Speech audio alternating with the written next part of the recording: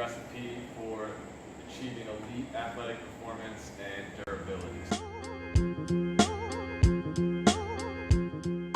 to do that, I want to tell a story from yesterday. We had a kid with his parents come in, baseball player, young baseball player, high school, looking for skill training. I work inside of a sports performance training center called Lights Out Academy. The owner, Brian, got a call from these people looking for skill set training, hitting, trying to get better with the skill sets.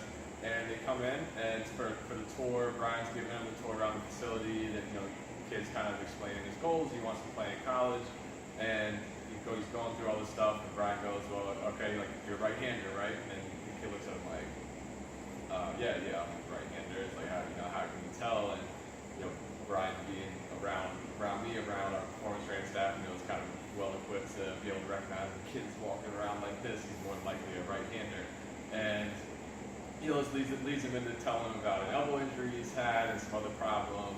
And so Brian takes a step back and recognizes that, in order for me to improve your skill as a baseball player, we really need to look at some other issues first, right? So this is a conversation we have with anyone who comes to our facility looking to train, is performance is built like a pyramid. This is a concept that comes out of the functional movement systems group. They call it the performance pyramid.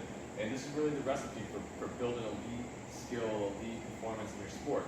And again, performance is built like a pyramid. So the bottom rung of the pyramid, and the first thing that you need to look at, but that most often goes overlooked, is just your fundamental movement. How well can you move? Can you touch your toes? Can you bend backwards? Can you squat?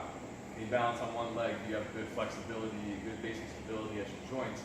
And that's kind of the first thing that you need to check off the list, because for someone like Brian who's teaching hitting mechanics, pitching mechanics, if you literally just can't get your hip into a position that you need to get into, then his skill coaching is only going to go so far. You're either going to plateau or get hurt before you make any progress. So you have to check off that movement box, and there's various assessments that we do to check that off and to check it off efficiently.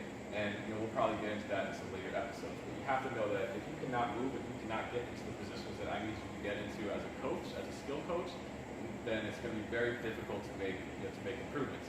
All right, the second level of the performance pyramid, which we tend to live more in, is just straight performance. How strong are you? How fast are you? How explosive are you? Quick. Basic things that you'll measure with basic strength tests or your 40-yard dash. Just raw speed, raw strength. And that's your typical weight room stuff, right? So kids spend a lot of time in the weight room, and again, what we see a lot is people who become overpowered, overly developed in that performance pyramid. Their strength, their speed, their athleticism starts to exceed the capabilities of their fundamental movement, and when that happens, injuries occur, plateaus in performance occur, and vice versa. Same thing with the skill level on top.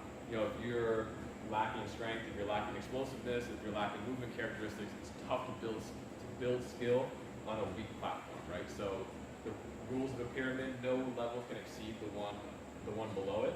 So when we get kids who are overly developed, overly strong, exceeding the barriers of their movement, that's an indication of injury risk. So again, check your movement first. You have to be able to move well first, and build everything on top of that. That's your basic recipe for elite performance, elite skill set in your sport.